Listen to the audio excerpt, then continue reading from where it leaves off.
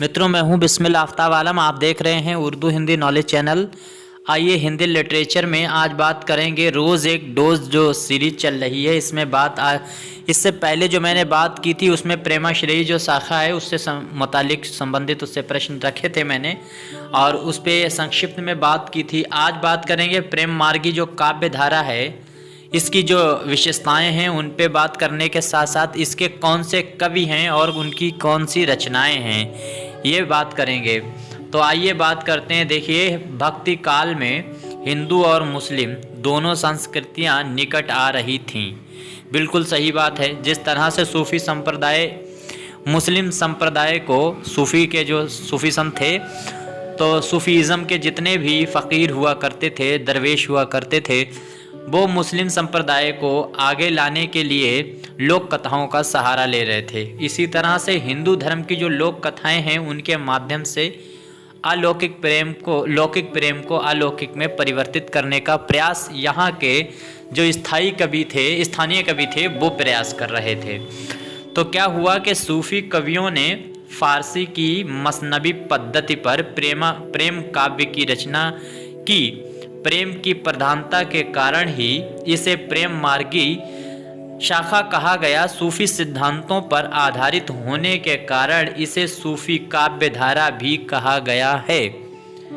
यहाँ तक बात समझ में आई होगी। अगर इसका कालखंड विभाजन किया जाए या काल के हिसाब से समय के अनुरूप देखें तो सूफी संप्रदाय का जो समय है वो 1191 यानी तराई के प्रथम युद्ध से शुरू हुआ, जहाँ पे मोहम्मद गौरी दूसरी बार जब 1192 में विजय हुआ और उसके बाद में यहाँ पर सूफी संप्रदाय का बोलबाला बढ़ा और उनके माध्यम से सूफीज़म को फैलने का अवसर मिला। तो इसमें क्या हुआ, अब जो प्रेम मार्गी काव्य धारा की विशेषताएं हैं उन पे बात करते हैं, फिर डिस्कस करेंगे थोड़ा सा शॉर्टकट में। कुछ जो बहुत ही अहम विशेषताएं हैं उनमें सूफिया ने फारसी की मसनबी पद्धति पर प्रेम गाथाओं की रचना की।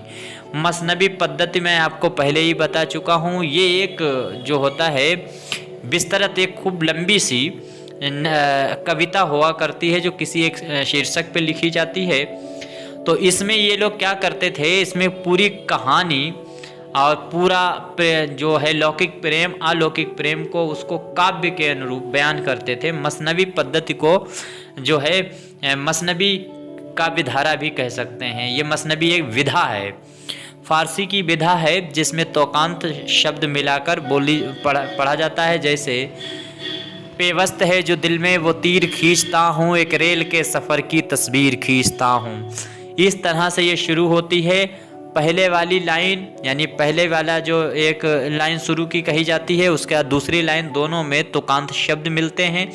फिर अगली दो लाइनें जो कही जाती हैं उनमें भी तुकांत शब्द होते हैं, लेकिन वो तुकांत शब्द नहीं होते जो ऊपर चल रहे होते हैं। इसके बाद में देखिए, सूफी काव्य में हिंदू संस्कृत का मार्मिक चित्रण हुआ है।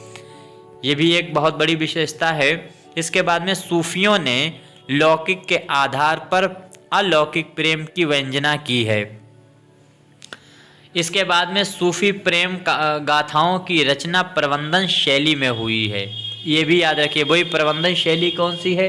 प्रबंधन शैली वही इसके सूत्रधार था इसका ये कि इसमें सूत्रपात किया जाता था कि कितने शब्दों में आप अपनी बात को रखेंगे। इसके बाद में क्या हुआ, जो सूफीज़म के जो कवि हैं उन्होंने जिस भाषा को अपनी एक रचनाओं में प्रयोग किया वो अवधी है। अवधी भाषा को उन्होंने प्रयोग किया है। इस तरह से प्रेम मार्गी काव्य धारा के प्रमुख कवि और उनकी रचनाओं को अगर हम देखें तो शुरू की सबसे पहले तो आप इसमें नाम नहीं दिया गया है, वहीं अमीर खुसरो से ही आप शुरू हो जाइए। अमीर खुसरो से ये सिलसिला शुरू हुआ और उनके गुरु निज़ामुद्दीन औलिया जो हैं वो इसको बहुत पसंद करते थे। तो इसमें क्या है, फिर उसके बाद में मलिक मोहम्मद जैसी हैं उनकी लिखी हुई पद्मावत, इसका बहुत सीधा उदाहरण है सूफीज़म का, क्योंकि पद्मावत में नागमती का वियोग वर्णन जब आप पढ़ेंगे तो नागमती है और जो है पद्मावत है, रानी पद्मावत है, और वो उनका जो चंद्रसेन है शायद उसमें पात्र वो, तो उसके माध्यम से क्या दिखाने का, लौकिक प्रेम को अलौकिक में परिवर्तित करने का वो एक आध्यात्मिक ग्रंथ भी कहा जाता है। उसमें देखिए अगर आप लौकिक प्रेम करते हैं तो आपको ऐसा लगेगा कि ये लौकिक बात है, लेकिन अलौकिक अगर प्रेम, ईश्वरीय प्रेम अगर आप करते हैं तो उसमें वो भी देखने को मिलता है। इसके बाद में अगला नाम है कुतुबुन, जो इनकी लिखी हुई जो रचना है सूफीज़म की वो है मर्गावती। इसके बाद में मंझन है, इनकी लिखी हुई मधुमालती है। इसके बाद में उस्मान की लिखी हुई रचना जो है वो चित्रावली है। शेख नबी की ज्ञान दीप, ये सभी प्रेम कविताएं हैं।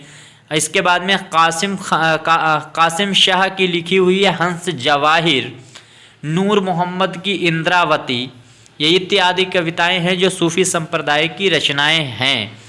इसके बाद में अगर आप देखें मुल्ला दाऊद की चंद्रवदन भी इसी के सिलसिले में गिनी जाने वाली रचना है। तो उम्मीद करता हूँ समझ में आया होगा। अब कल बात करेंगे रोज़ एक डोज में किसी नए टॉपिक पे, तब तक के लिए धन्यवाद।